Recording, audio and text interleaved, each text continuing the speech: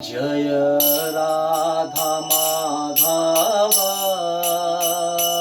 जय कुंज बिहारी जय राधा माधव जय कुंज बिहारी जय गोपी जन वल्लभ जय गिरिवरधारी जय गोपी जन वल्लभ जय गिरिवरधारी जय यशोदानंदन जय ब्रजजन रंजन जय यशोदानंदन जय ब्रजजन रंजना जय यमुना तीरवनचारी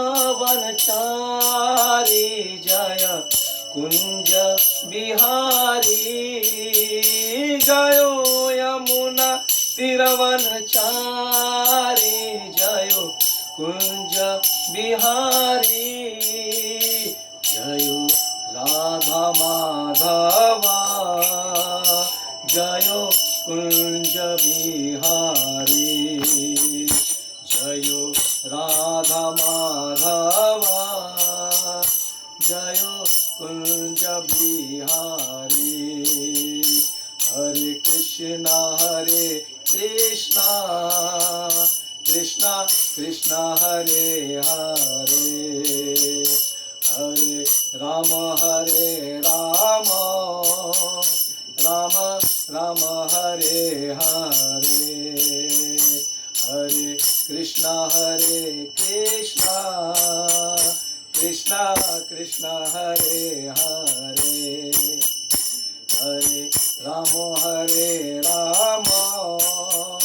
राम राम हरे हरे हरे कृष्णा कृष्णा कृष्णा हरे हरे हरे राम राम राम हरे हरे हरे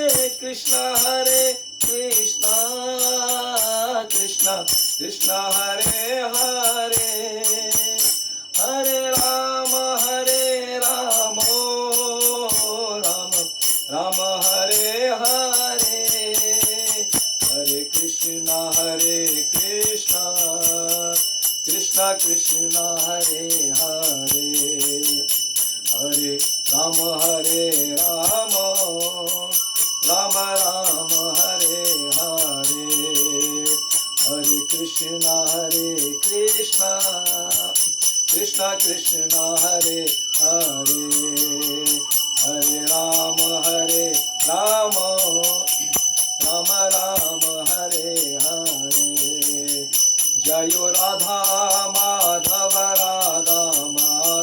राधे जय राधा माधव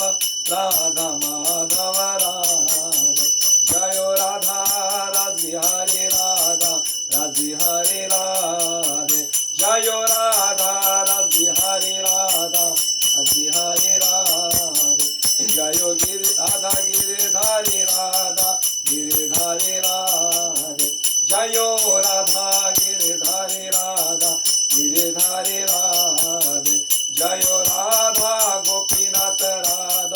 गोपीनाथ राधे जय राधा गोपीनाथ राधे जय राधा मदन मोहन राधे जय राधा मदन मोहन राधे जय राधा श्याम सुंदर राधे जय राधा श्याम सुंदर जय कृष्ण बलराम जय वृंदावन धाम जय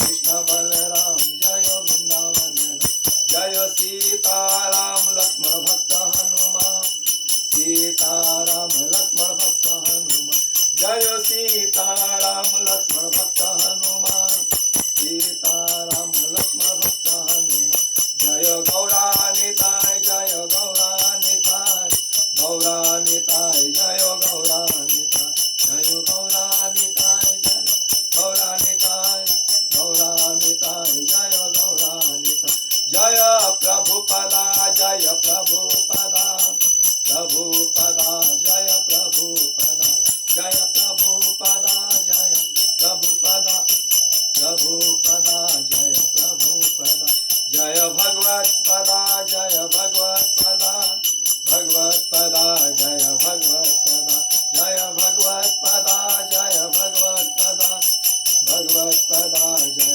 भगवत्पदा निताय गौर हरि बोल हरि बोल हरि बोल हरि बोल निताय गौर हरि बोल हरि बोल हरि बोल हरि बोल निताय गौर प्रेमानंदे श्री भगवत्पाद की जय शिला प्रभुपाद की जय अनंत कोटि वैष्णव वृंद की जय युग धर्म हरिनाम संकीर्तन महायज्ञ की जय हरे कृष्ण महामंत्र की जय श्री गौर निताय की जय श्री सीताराम लक्ष्मण हनुमान की जय श्री कृष्ण बलराम की जय ललिता विशाखा और सखी श्री राधा श्याम सुंदर भगवान की जय निताई गौर प्रेमानंदे all glories to that somebody Hare Krishna all glories to that somebody Hare Krishna all glories to that somebody Hare Krishna ओम नमो भगवते वासुदेवाय ओम नमो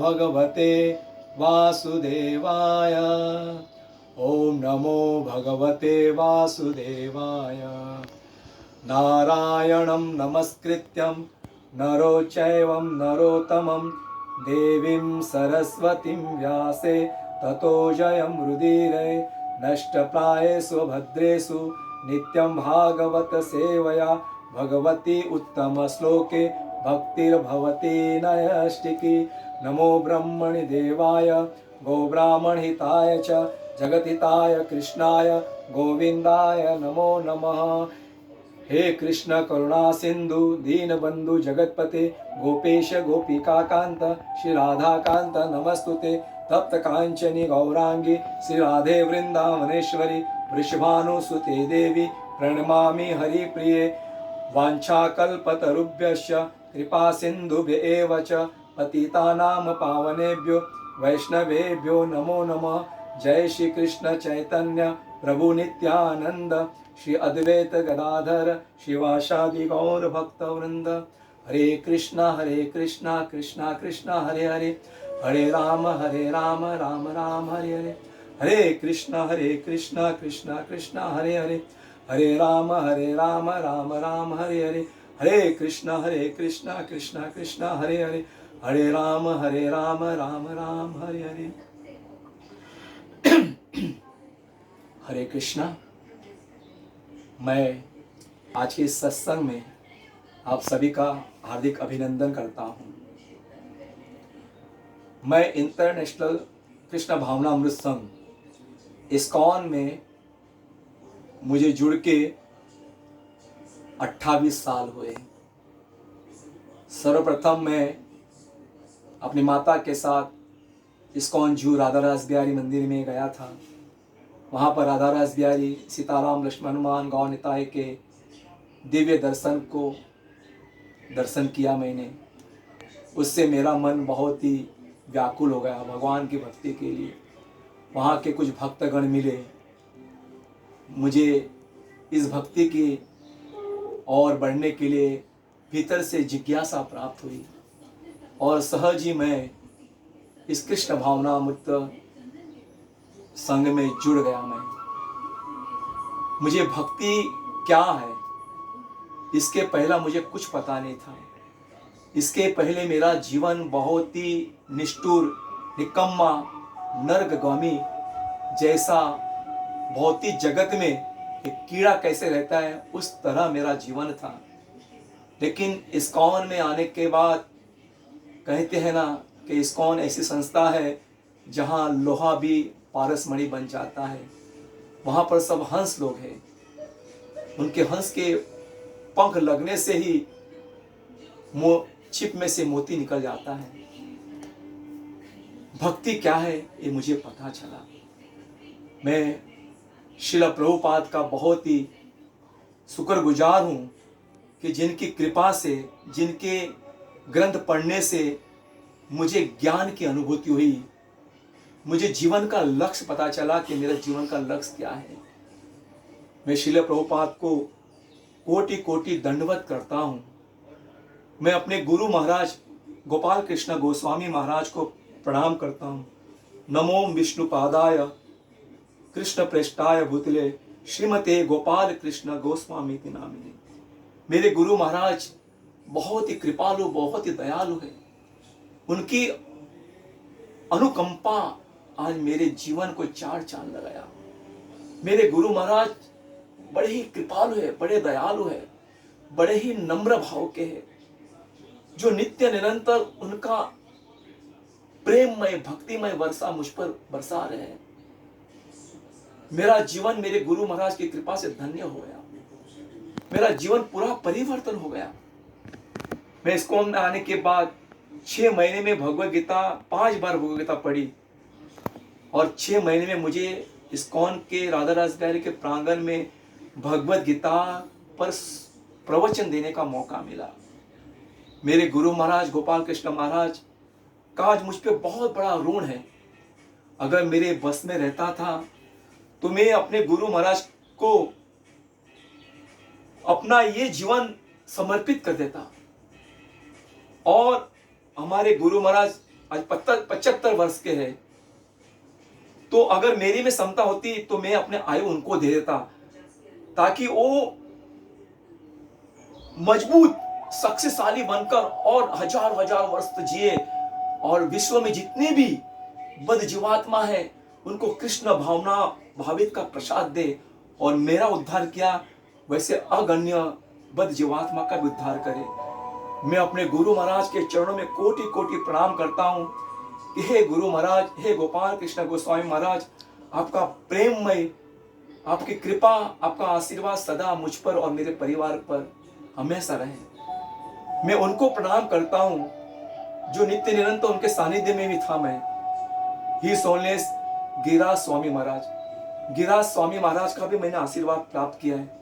उसके बाद ही सोलनेस राधानाथ महाराज जी, राधानाथ महाराज का भी मुझ पर बड़ी कृपा हुई है। वो जब भी 25 साल पहले की बात है, मुझे एक बार उनके दर्शन हुए थे, तो पता नहीं किस प्रकार राधानाथ महाराज जी ने उनके गले की माला मेरे गले में डाल दी। यानी कि उनका कितना बड़ा आशीर्वाद मुझे प्राप्त हुआ। उनकी भी कृपा मुझ पर बहुत है। उसके बाद मैं प्रणाम करता हूँ ही जोले राधा गोविंद महाराज। वो तो बहुत ही दयालु है, कृपालु है। जब भी मैं बुलाता था तो महाराज हमेशा प्रवचन में आ जाते थे, मेरे साथ प्रचार कार्य में लग जाते थे। वो बड़े दयालु कृपालु, मुझे रत्न करके बुलाते थे, हे रत्न कहाँ प्रोग्राम है, मैं आता हूँ आपके साथ। तो महाराज हमेशा कृपा करते थे, आते थे। मैं हिज ऑनर लोकनाथ स्वामी महाराज का बहुत ही आभार व्यक्त करता हूँ कि जिनके कीर्तन प्रवचन से भी मुझे प्रेरणा मिली है। मैं अनेक सन्यासी, अनेक वैष्णवों को प्रणाम करता हूँ कि जिनकी कृपा से आज मुझे बहुमूल्य रत्न मिला है, जिनके द्वारा मुझे समझ में आया है कि जीवन का लक्ष्य क्या है, भक्ति क्या है, यहाँ पर मैं क्यों आया है, मुझे क्या करना चाहिए। ये महान वैष्णव की कृपा से मुझे प्राप्त हुआ है। मैं सभी वैष्णवों के चरणों में कोटि कोटि दंडवत प्रणाम करता हूँ। क्या समस्या दुनिया में, सही वस्तु क्या है, असत्य क्या है, सत्य क्या है, धर्म क्या है, अधर्म क्या है, उसके बारे में मुझे ये ज्ञान प्राप्त किया है। इसलिए मैं सबको प्रणाम करता हूँ। हरे कृष्णा। आइए मैं आज श्रीमद् भगवद गीता का एक श्लोक आपके सामने लेता हूँ, जहां पर भगवान कहते हैं, 5वें अध्याय का 29वां श्लोक है, भोक्तारम यज्ञ तपसाम सर्वलोक महेश्वरम शूरदं सर्वभूतानां ज्ञात्वा मां शांति मृच्छति। श्रीमद् भगवद गीता का अनुवाद और तात्पर्य ऐसी भक्ति वेदांत स्वामी श्रील प्रभुपाद जी के द्वारा। मुझे समस्त यज्ञों तथा तपस्याओं का परम भोक्ता, समस्त लोकों तथा देवताओं का परमेश्वर एवं समस्त जीवों का उपकारी एवं हितैषी जानकर मेरे भावनामृत से पूर्ण पुरुष भौतिक दुखों से शांति लाभ करता है। बहुत ही सुंदर श्लोक है। भगवान यहां पर कहते भोक्ताराम यज्ञ तपसाम, मैं भोक्ता हूं। संपूर्ण विश्व है, संपूर्ण जगत, संपूर्ण ब्रह्मांड के भोक्ता भगवान कृष्ण है। ये भगवान कहते हैं। हम लोग सब भोग्य हैं, भोक्ता वो है। भगवान मालिक है तो हम सेवक हैं, वो पिता है तो हम पुत्र हैं, हम भगवान के दास हैं। ये जो कुछ भी सृष्टि है, जितने भी है सृष्टि में, ये पूरे ब्रह्मांड में, वो सभी के भोक्ता भगवान है। आज जो कुछ भी आप जहां जहां हमारी नजर पड़ती है वहां सारी सृष्टि भगवान की है। लेकिन मनुष्य जानता है, मनुष्य सोचता है कि मैंने श्रम किया है, मैंने बुद्धि से, मैंने परिश्रम से मैंने सबको निर्माण किया है। मैंने अपनी बुद्धि से, मैं पढ़ा लिखा हूँ, डॉक्टर बन गया हूँ, इंजीनियर बन गया हूँ, मैं वैज्ञानिक बन गया हूँ, मैंने बिल्डिंग बनाई, मैंने मॉल बनाए, मैंने पायलट बनाया, मैंने जहाज बनाया, मैंने बॉम्ब बनाया। ये सब मनुष्य सोचता है कि मैंने सब बनाया है, लेकिन ये उसका अज्ञानता है, मूर्खता है। ये जीवात्मा कुछ नहीं कर सकते, भगवान उसको बुद्धि देते हैं। सर्वस्य चाहम हृदि सन्निविष्टो मत्तः स्मृति ज्ञानम अपोहनम च। भगवान उसको बुद्धि भी देते हैं और बुद्धि हर लेते हैं। अगर मनुष्य की बुद्धि हर ले तो कुछ नहीं कर पाएगा, और भगवान बुद्धि देते हैं तो उस बुद्धि का इस्तेमाल मनुष्य करता है, और भगवान की कृपा से ही वो सब कुछ जगत में निर्माण करता है। आज जमीन है वो भगवान की है, हवा भी भगवान का है, अग्नि भी भगवान का है, जल भी भगवान का है, आकाश भी भगवान का है। ये जो 5 तत्व है, जो प्रकृति है, वो भगवान कहते मया अध्यक्ष प्रकृति सुरेत सचराचर, ये मेरी प्रकृति है। और जमीन से ये सब आधुनिक निर्माण होते हैं, लोखंड, स्टील, सोना, चांदी, कोयला, इस जमीन से उत्पन्न होते हैं। तो उसके भोक्ता भगवान है। ये जल भगवान से उत्पन्न हुआ है, आकाश, वायु, पवन, हवा, ये सब भगवान से उत्पन्न हुआ है। तो हम कहाँ के भोक्ता है? देखिए, मनुष्यों को ये भ्रम में रहते, मम और ममेती के भ्रम में वो भगवान को भूल जाता है। वो सोचता है कि मैंने सब बनाया है। तो कृष्ण ने भूलिया जीव भोग वांछा करे, निकटताए माया झपाटे धरे। जब कृष्ण को भूल जाता है तो मन में ऐसा विचार आता है, तो भगवान की माया शक्ति उसको झपाटते हैं। जब भगवान को भूल जाता है, भगवान को भूल जाता है, वो भगवान को छोड़कर अगर हम कोई कार्य करते हैं तो वो पापमय कार्य है। क्यों?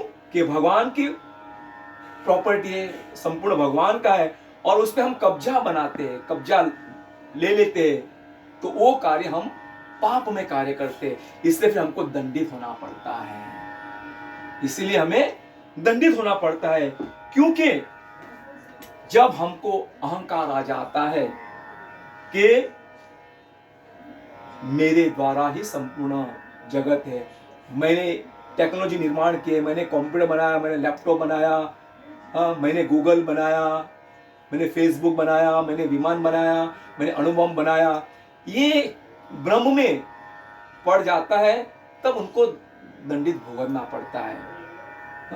कुछ ऐसे कार्य हो जाते हैं, फिर उस कार्य के द्वारा वो पापाचार, दुराचार, अनेक प्रकार का दया माया नहीं रहती है। फिर अहंकार में सब कुछ आसुरी वृत्ति से वो कर्म करने लगता है। जैसे कुछ बताते हैं कि आज संपूर्ण विश्व में महारोग कोरोना से सभी पीड़ित है। उसका कारण ही हमें, लाखों लोग इस बीमारी से झुलस रहे हैं, 1000 लोग काल का ग्रह बन चुके हैं। चीन, फ्रांस, इटली, अमेरिका, ब्रिटेन जैसे देश में इस कोरोना वायरस ने कोहराम मचाया हुआ है। अमेरिका जैसा शक्तिशाली पावरफुल देश भी इस महामारी की बीमारी से लाचार है। अमेरिका के पास कितना आधुनिक साधन है। 264 bomber, जुनकर Ju-86, B-52 strato, fortress, F-22 राइटोर, यह सब फाइटर हवाई जहाज है। इसके अलावा अमेरिका के पास 6185 परमाणु बॉम्ब है। इसके अलावा रूस के पास 6500 परमाणु बॉम्ब है। चीन के पास 390 परमाणु बॉम्ब है। फ्रांस के पास 300 परमाणु बॉम्ब है। ब्रिटेन के पास 290 परमाणु बॉम्ब है। इस सब के पास इतना साधन है जो जगत का विनाश भी कर सकता है वो चाहे तो। इतना शक्तिशाली देश जिनके पास सब कुछ है, सुख शांति संपत्ति सब उनके पास है, देशों के पास है। सब कुछ होने के बाद इतना आधुनिक, इतना टेक्नोलॉजी, सुख के सब साधन है। प्लैनेट पे जाते हैं, नासा प्लैनेट पे जाता है, मंगल लोक चंद्रलोक पे जाता है मनुष्य। क्या क्या नहीं करता है। ये सब होने के बावजूद भी वो आज इस कोरोना महामारी बीमारी से लाचार है। ये सब टेक्नोलॉजी कुछ काम नहीं आती, ये पैसा धन दौलत कुछ काम नहीं आता है। यह देश दुनिया को तबाह कर सकता है लेकिन इंसान को नहीं बचा सकता है। इसके पास इतना सब कुछ है, दुनिया को तबाह कर सकता है लेकिन आज सब मर रहे, कीड़े मकोड़े की तरह मर रहे, लेकिन उसको बचा नहीं सकता है, उसको नहीं बचा सकता है। और डॉक्टर, वैज्ञानिक, साइंटिफिक्स, टेक्नीशियन इस महामारी बीमारी के लिए विभिन्न प्रकार की मेडिसिन, वैक्सीन ढूंढ रहे हैं। लेकिन आज दिसंबर से बीमारी है, अभी तक बीमारी, ये अप्रैल महीना चल रहा है, अभी तो वो वैक्सीन का कोई संशोधन किया नहीं। लोग मर रहे, सब लोगों ने सरेंडर कर दिया, हताश हो गए इस बीमारी के आगे, सब लोग मर रहे। आज 5.5 लाख अमेरिका में कोरोना वायरस से संक्रमित है। इतना पावरफुल देश होकर लाचार है। ये बेबस हो गया है, सब कुछ बेबस है। इसके कुछ भी नहीं कर सकते, ना तो धन काम आ सकता है, ना तो परिवार काम आ सकता है, ना तो आधुनिक टेक्नोलॉजी या देश के नेता या सैनिक, सोल्जर कुछ काम नहीं आता है। तो ये जीवन किस काम का? कोई व्यक्ति को जीवन नहीं दे सकता है, वो बीमारी का सामना नहीं कर सकता है, तो ये संशोधन, ये टेक्नोलॉजी, ये सब किस काम का? सोचो। कुछ साथ में आया है, ये कुछ साथ में आया है। हजारों वर्ष पहले कहां कोई दवा थी, कोई वैक्सीन थी? उस वक्त मृत व्यक्ति जड़ी बूटी से जीवंत होते थे, उस वक्त जड़ी बूटी से जीवन होते थे। जैसे आपने सुना था कि जब मेघराज इंद्रजित ने लक्ष्मण को घात किया था तब लक्ष्मण मृत हो गए थे। तब हनुमान जी हिमालय गए और संजीवनी बूटी लेके आए और संजीवनी बूटी से वो जीवित हो गए। तो ये उस वक्त जड़ी बूटी थी, सहज में हो जाता था। उस वक्त कोई मेडिकल साइंस नहीं था। आप सब कुछ, आज सब कुछ साधन होते हुए भी सब देश लाचार है। कोरोना के उपचार के लिए दवा की खोज कर रहे हैं लेकिन असफल हो रहा है। आज जो कुछ भी हुआ है, ये बीमारी, ये चीन के कारण हुआ है। चीन के कारण ये बीमारी हुई है। और इस बीमारी कैसे हुई कि चीन के जो साइंटिफिक से, जो वैज्ञानिक लोग हैं, वो नई शोध करते हैं। उसमें जीव मात्रा में दया नहीं है, लेस मात्रा भी दया नहीं है, उसमें लेस मात्रा भी दया नहीं है। उसमें कहा गया है कि चमगादुर से ये रोग पैदा हुआ है। चमगादुर भी एक जीव है, उसको मारने से एक महाकोप हुआ है, एक जीव की हत्या की है। क्योंकि रामायण में इसका उल्लेख किया है, रामायण में इसका उल्लेख किया है, तुलसी कृत रामायण में इसका उल्लेख किया है। सबके निंदा जे जड़ करही, ते चमका दूर होई अवतारी। सुनहु तात अब मानस रोगा, जिन्हते दुख पावहि सब लोगा। कहते हैं कि इस चमकादूर को मारने से ये महामारी बीमारी हुई। कहा था? तुलसीदास रामायण में। कब की? 550 साल पहले की बात है। तुलसीदास ने लिखा है, पहले से उल्लेख किया है कि उस वक्त एक कलयुग में इस प्रकार का चमकादूर आएगा और वो अवतरित करेगा और उनसे ये बीमारी होगी तो उस पूरे मानव जात में ये बीमारी रोग फैलेगा। क्यों? कि निंदा, ईर्षा, पाप, कर्म, दुराचार से ये रोग फैलेगा। सारे लोगों को रोग का सामना करना पड़ेगा, सब दुखी हो जाएंगे। इस रोग के लक्षण भी बताए हैं, इस रोग से लक्षण इस श्लोक में बताया हुआ है, रामचरितमानस में बताया। क्या कहा है? मोह सकाला व्याधीन कर मूला, तिन्हते पुनित उपजहि बहुसूला। काम बात कफ लोभ अपारा, क्रोध पीत नित छाती जारा। ये रोग अंदर भीतर जाएगा, छाती धप-धप हो जाएगी, जर्जर हो जाएगी, हमारा गला रुंध जाएगा, में ताप आएगा और मनुष्य विचलित हो जाएगा और इस रोग में पीड़ित हो जाएगा। एक व्याधि बस नर मरहिया, और इससे क्या होगा? मनुष्य मरने लगेंगे, मनुष्य इस बीमारी से मरने लगेंगे। एक व्याधि बस नर मरही, इस बीमारी से मनुष्य मरने लगेंगे। तो उसके बारे में तुलसीदास मानस में तुलसीदास उसका उपाय भी बताया है। क्या उपाय बताया है? रघुपति भागति सजीवन मूरी, अनुपान सदा मति पूरी। राम कृपा नासहि सब रोगा, जो एति भांति बने सब जोगा। उस वक्त कुछ काम नहीं आएगा, तप, ज्ञान, यज्ञ, औषधि उस वक्त अपनों से दूर हो गए, तभी राम नाम की औषधि संजीवनी बनकर इस रोग का उपचार करेगी। क्या कहा है?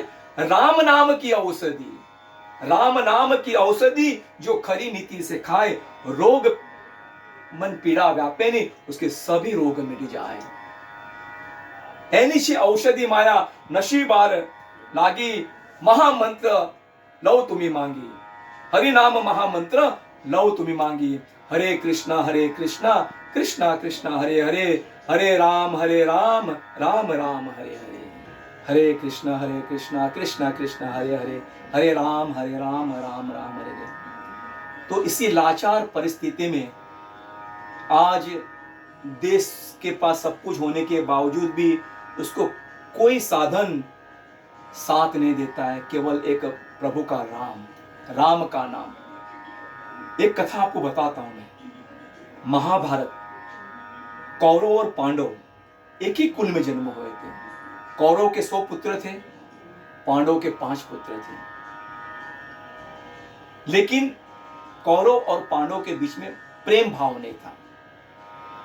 उसके मन में एक ही दुराचार भाव था कि इस राज का भोक्ता मैं हूं, ये राज मेरा है। उसका पिता धृतराष्ट्र भी चाहता था कि मेरे पुत्र युवराज बनेगा, इस देश का राजा मेरा पुत्र दुर्योधन बनेगा।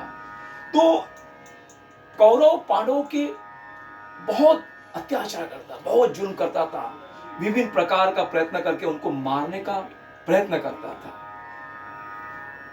लाक्षा बावन से जलाया गया, भीम को जहर पिलाया गया, लेकिन भगवान की कृपा है, पांडु भगवान के भक्त थे, उनका कोई बाल बांका नहीं हुआ।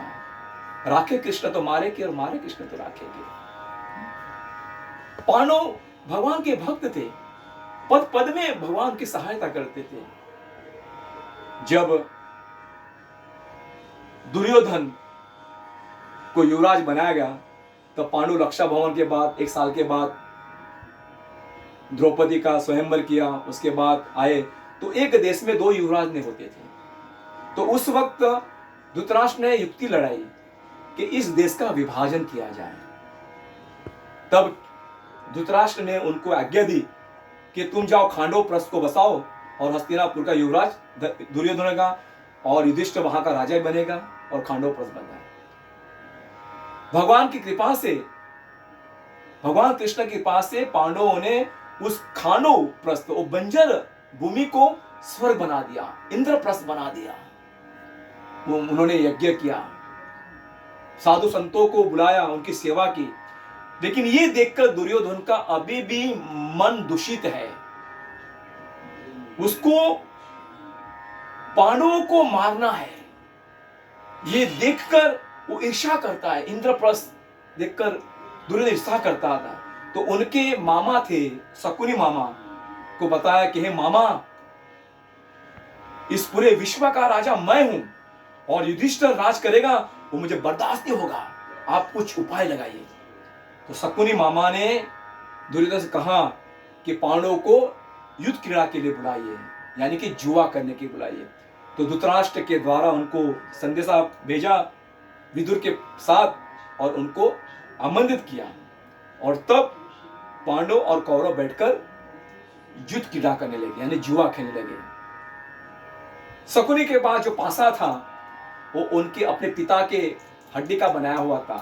वो जैसे बोलता उस प्रकार उसको पासा साथ देता था और पासे में जैसे जैसे दाव लगाता था वैसे वैसे दुर्योधन की विजय होती थी और दुर्योधन जीत जाता था। इंद्रप्रस्थ हार गए, नकुल को हार गए, सहदेव को हार गए, अर्जुन को हार गए, भीम को हार गए। अंत में युधिष्ठिर अपने स्वयं को हार गए। अब विनाश काले च विपरीत बुद्धि, दुर्योधन कहा कि तुम्हारे पास और एक वस्तु है, तुम्हारी पत्नी द्रौपदी पांचाली, उसको भी दांव लगाए। मूढ़मती युधिष्ठिर ने अपनी पत्नी को भी दांव में लगा दिया और द्रौपदी को भी हार गए। सेवक को बोला जाओ द्रौपदी को बुलाओ, द्रौपदी आई नहीं। फिर दुशासन को भेजा, जाओ उस पांचाली द्रौपदी अपनी दासी हो गई है, उसको भरी सभा में बाल खींचते उसको लेके आइए। तब द्रौपदी को दुशासन जाकर उसको घसीटते हुए जिस सभा में घसीट के लेके आए। और दुर्योधन, कर्ण जैसे कुकर्मी ने विभिन्न प्रकार के वचन बोले, कटु वचन बोले, जिससे पांडवों को, सभा में बैठे हुए सभी को बड़ा आघात लगा, बड़ा दुखी हुआ। लेकिन राजा धृतराष्ट्र है और उनके सब बंध चुके हैं, कोई कुछ नहीं कर सकता था। दुर्योधन ने कहा कि पांचाली को हमारे सामने निर्वस्त्र किया जाए। तब दुर्योधन के भाई जो दुशासन था वो गए और पांचाली का चिर खींचने लगे। पांचाली लाचार है, बेबस है, दुखी है, अपने पति युधिष्ठिर से विनती करती कि मेरी रक्षा करो, आपको धर्म के प्रति को आप मेरी रक्षा करो। भीम को कहा विश्व में आप पे जैसा गदाधार बलवान कोई नहीं है, आप मेरी रक्षा करो। अर्जुन को विनती की कि हे अर्जुन, आपने मेरा स्वयंवर किया था, आप विश्व के महारथी हो, आप विश्व के धनुर्धर हो, आप मेरी रक्षा करो। सहदेव, नकुल, 5 पतियों को निवेदन किया, लेकिन सब लोग अपना सर झुकाए बैठे थे। पांडवों के, कौरवों के दास बन चुके थे, कोई सहायता नहीं की। लाचार बेवस हो गई थी द्रौपदी, रो रही थी, दुखी है, व्याकुल है। उसने अपने पितामह भीष्म को कहा, भीष्म तो महापराक्रमी है, महायोद्धा है, वो चाहता तो हस्तिनापुर को ध्वस्त कर सकता था, लेकिन उसने भी सहायता नहीं की। विदुर को कहा, विदुर ने भी सहायता नहीं की। द्रोणाचार्य, कृपाचार्य, सबको सहायता करने के लिए कहा, लेकिन किसी ने भी द्रौपदी की सहायता नहीं की। धृतराष्ट्र से विनती की कि आपकी कुल वधू को आज आपकी बड़ी सभा में मुझे निर्वस्त्र किया जाता है, आप मेरी रक्षा करो। तब धृतराष्ट्र भी लाचार था, वो अपने पिता के मोह में इतना मोहित हो गया था कि ये दुष्कर्म हो रहा है उसको भी नहीं रोक रहा है। कितनी दुख की बात है, इतने सारे महारथी वीर पराक्रमी बैठने के बाद भी द्रौपदी एक अबला नारी, एक स्त्री पे इतने अत्याचार हो रहा है, इतने महारथी पराक्रमी होने के बावजूद भी कोई द्रौपदी की सहायता के लिए नहीं खड़ा होता है। लाचार बेवस, जैसे आज हम सब लोग यहाँ पर लाचार बेवस बैठे हैं, घर में बैठे हैं। पूरे विश्व में एक कोरोना महामारी बीमारी भय रही, सब लोग बेचारे, कुछ कर नहीं सकते। कोई मर रहा है उसको जिंदा कर सकते नहीं कर सकते। उसी प्रकार ये द्रौपदी भी लाचार है, बेबस है, दुखी है, कुछ नहीं कर सकती है। दुशासन उसका साड़ी खींच रहा है, खींच रहा है, खींच रहा है। द्रौपदी ने सोचा कि मैं सबको पूछा, किसी ने मेरी मदद नहीं की, चलो मैं ही अपने आप को रोकू निर्वस्त्र होने से। साड़ी में, मुंह में, दांत में साड़ी पकड़ कर रखा कि मैं अपने आप को बचा सकूं। लेकिन हजार हत्ती वाला बल वाला दुशासन के सामने एक अबला नारी का कहां जोर चलता है। वो साड़ी खींच रहा है, खींच रहा है। तब द्रौपदी ने सोचा कि समाज के जितने भी लोग हैं, कोई किसी का नहीं है, कोई किसी की मदद नहीं कर रहा है, कोई किसी की रक्षा नहीं कर पाएगा। इतने महारथी, इतने बलराम बलवान होने के बावजूद भी मेरी कोई रक्षा नहीं कर पाएगा। मैं निहत्ता इन नपुंसकों के पास मदद मांग रही हूं। मेरी मदद तो मेरा गोविंद करेगा, मेरा कृष्ण करेगा। तब द्रौपदी ने दोनों हाथ उठाया, सरेंडर हो गए भगवान के। आज मेरे जो निर्वस्त्र करना है तो करने दो। जब दोनों हाथ उठाया और गोविंद को पुकारा, गोविंद गोविंद गोविंद, कृष्णा कृष्णा कृष्णा कृष्णा कृष्णा कृष्णा कृष्णा कृष्णा कृष्णा कृष्णा कृष्णा कृष्णा कृष्णा, गोविंद गोविंद गोविंद गोविंद गोविंद, हे गोविंद राखो शरण अब तो जीवन हारे। हे गोविंद, हे कृपा निधि, हे करुणा सागर, हे परम कृपालु, हे भक्त वत्सल, हे दुख भंजन, दया निधि, दया का कारण, हे करुणा सागर, हे गोविंद, हे कृष्ण, मेरी रक्षा करो। और तब भगवान कृष्ण वहीं पर आ गए और जहां जहां दुशासन उसकी साड़ी खींच रहा था और भगवान वहां से साड़ी एक एक करके भेज रहे हैं। वहां से भगवान साड़ी सप्लाई कर रहे हैं। यहाँ पे दुशासन खींच रहा है, भगवान वहां से साड़ी सप्लाई कर रहे हैं। सब लोग सभा में देख रहे, ये क्या चमत्कार है, ये क्या जादू है। 5 पांडव देखने लगे, भीष्म, द्रोणाचार्य, सब लोग देखने लगे, क्या चमत्कार हो गया। मामा शकुनी, दुर्योधन, कर्ण सब बैठे, दुशासन खींचते रहा। आखिर में थक गया। कितनी साड़ी खींचते खींचते थक गया। भगवान गोविंद ने उसकी लाज रखी। गोविंद ने द्रौपदी को नग्न होते हुए रोका, क्योंकि भगवान भक्त वत्सल है, करुणा सागर है। आज पांडवों की लाज रखी, हस्तिनापुर की लाज रखी किसने? भगवान गोविंद ने, भगवान कृष्ण ने। बड़े कृपालु है। नमो ब्रह्मणे देवाय गो ब्राह्मण हिताय च जगत हिताय कृष्णाय गोविंदाय नमो नमः। जब जब भीड़ पर, भक्तों पर भीड़ आती है, तब भगवान गोविंद ही सबकी रक्षा करता है। आज द्रौपदी के पास सब कुछ होने के बाद भी किसने रक्षा नहीं की? केवल गोविंद ने रक्षा की। इसीलिए मैं आप सबसे निवेदन करता हूं, आज पूरे विश्व में महामारी बीमारी हो रही है, कोई किसी को बचा नहीं सकते कि हमको खाली वो डायरेक्शन देंगे, बताएंगे ये करो, मास्क लगाइए, सैनिटाइजर लगाइए, दूरियां बनाए रखिए, घर में बैठिए, ये उनका कर्तव्य है। वो कह रहे, उसका आदेश का हमें पालन करना है। लेकिन उपचार क्या है? उपचार कुछ भी नहीं है। इसलिए शास्त्र में बताया है एकमात्र उपचार है गोविंद का शरण, कृष्ण का शरण, नारायण का शरण, राम का शरण। अगर हम लेंगे तो ऐसी महामारी बीमारी से हम लोग बच जाएंगे। हरे कृष्णा कृष्णा कृष्णा हरे हरे, हरे राम राम राम